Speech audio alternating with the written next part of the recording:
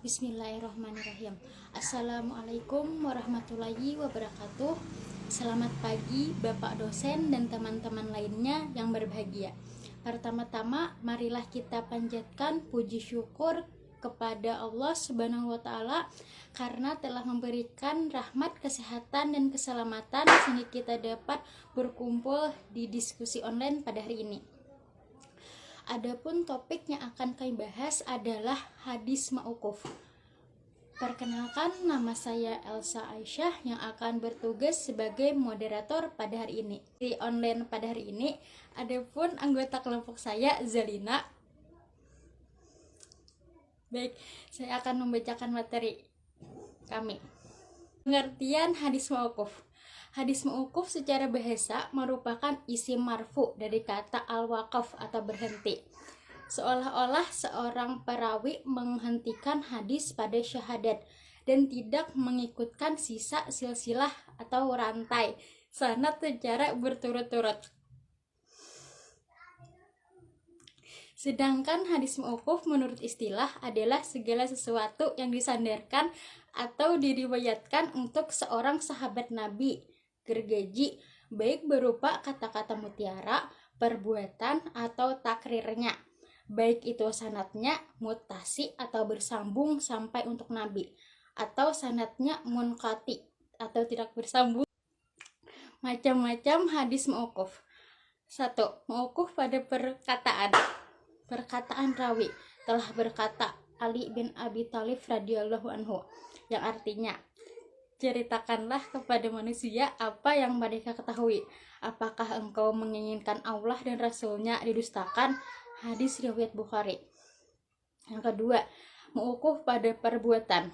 Seperti perkataan Imam Bukhari, Ibnu Abbas menjadi imam sholat, sedangkan ia hanya bertayammum. Hadis riwayat Bukhari. Yang ketiga, mauquf pada takrir. Seperti perkataan tabi'in, aku telah melakukan demikian di depan salah seorang sahabat dan beliau tidak mengingkariku sedikit pun. C. Hadis mauquf yang dihukumi marfu. Hadis yang demikian ini memiliki beberapa bentuk sebagaimana dijelaskan para ulama sebagai berikut. 1. Kandungan hadisnya tidak termasuk hal-hal yang berkaitan dengan ijtihad dan qiyas. Hadis yang demikian dihukumi marfu, seperti masalah ketentuan waktu, ketentuan-ketentuan syariat, keadaan akhirat, kisah-kisah umat terdahulu, dan sebagainya yang dijelaskan oleh para sahabat dan tidak bersumber pada ahli kitab. Karena hal-hal yang demikian tentunya diriwayatkan dari sumber syariat. Di antaranya adalah tafsir yang berkenaan dengan turunnya ayat, karena tafsir yang demikian berasal dari sahabat yang hidup waktu turunnya wahyu dan menyaksikannya. Lain halnya tafsir yang bersumber dari keterangan sahabat yang termasuk lapangan ijtihad. Al-Hakim An-Naiburi berkata, adapun tafsir sahabat yang kami sebut sebagai musnad adalah tafsir sahabat yang tidak termasuk lapangan ijtihad. Al-Hakim berkata, hadis ini dan hadis-hadis yang serupa bersanad dengan ujungnya, tetapi tidak marfu kepada Nabi, karena sahabatlah yang menyaksikan turunnya wahyu lalu meriwayatkan suatu ayat Al-Quran secara seraya dijelaskan bahwa ayat yang bersangkutan dengan anu dan anu. Jadi hadisnya berstatus musnad oleh Al-Hakim adalah marfu. 2. Tindakan atau perbuatan para sahabat yang diceritakan oleh seorang sahabat itu disandarkan kepada masa lampau. Seperti berkata, sejak semula kami berbuat anu dan anu. 3. Sahabat mengungkapkan hadisnya dengan kata-kata yang menunjukkan marfu. Seperti mereka berkata, kami diperintahkan untuk anu, kami dilarang melakukan anu. Di antara yang termasuk sunnah adalah anu dan sebagainya. Semua menunjukkan bahwa hadis yang bersangkutan adalah marfu menurut pendapat yang sahih dan dikemukakan jumhur, karena kemutlakan ungkapan itu secara lahiriah berpangkat pada orang yang berwenang memberi perintah dan larangan, yakni Rasulullah SAW. Keempat, penyampaian hadis oleh sahabat disertai ungkapan yang menunjukkan marfu seperti kata yarfa'uhu, yanmihi, yablugu bihi riwayatan. Kata-kata ini dan jenisnya menunjukkan bahwa hadis yang bersangkutan marfu menurut para ahli hadis. Baik, saya persilahkan kepada presentator Zelina untuk meneruskan presentasi dari saya. Selanjutnya, D. Berhujjah dengan hadis marfu'.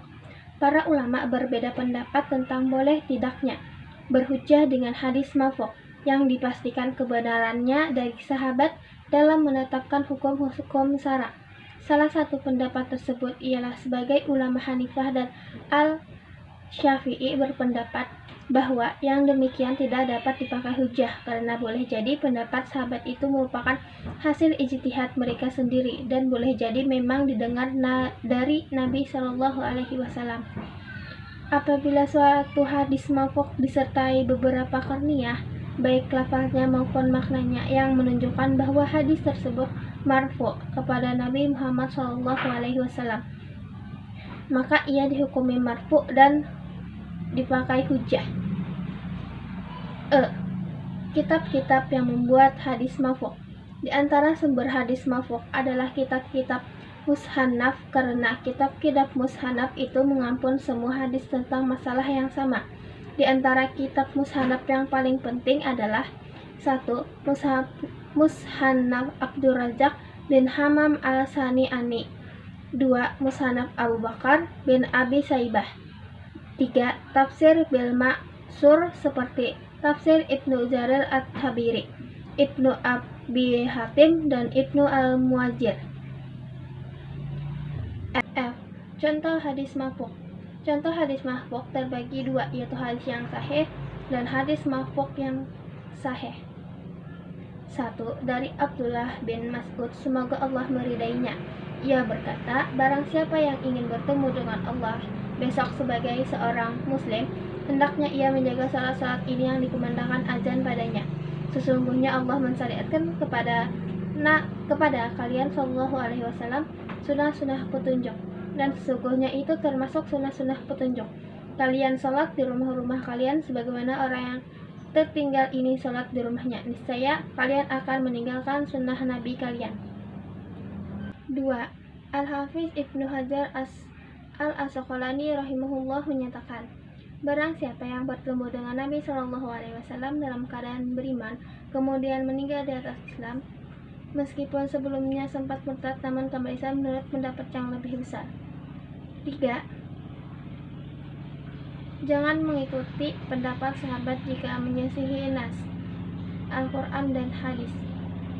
Kesimpulan dari makalah ini, hadis marfu' adalah segala sesuatu yang disandarkan atau direwatkan kepada seorang sahabat Nabi Shallallahu Alaihi Wasallam, baik berupa perkataan, perbuatan, ataupun takrir, baik itu sanadnya mutasil bersambung sampai kepada Nabi ataupun sanadnya munqati tidak bersambung. Hadis marfu' dihukumi marfu' apabila kandungan hadisnya tidak termasuk hal-hal yang berkaitan dengan ijtihad dan qiyas, menceritakan masalah ketentuan waktu, ketentuan syariat, keadaan akhirat, kisah-kisah umat terdahulu. Tindakan atau ucapan para sahabat yang diceritakan oleh seorang sahabat itu disandarkan kepada masa lampau. Sahabat mengungkapkan hadisnya dengan kata-kata yang menunjukkan marfu'. Penyampaian hadis oleh sahabat disertai ungkapan yang menunjukkan marfu' seperti kata yarfa'uhu, yanmihi, yablagu bihi riwayatan. Kata-kata ini dan sejenisnya menunjukkan bahwa hadis yang bersangkutan marfu' menurut ahli hadis. Hadis marfu' sebagaimana yang telah diketahui bisa sahih, hasan, atau dhaif. Akan tetapi meskipun telah tetap kesahihannya, apakah dapat berhujjah dengan hadis marfu'?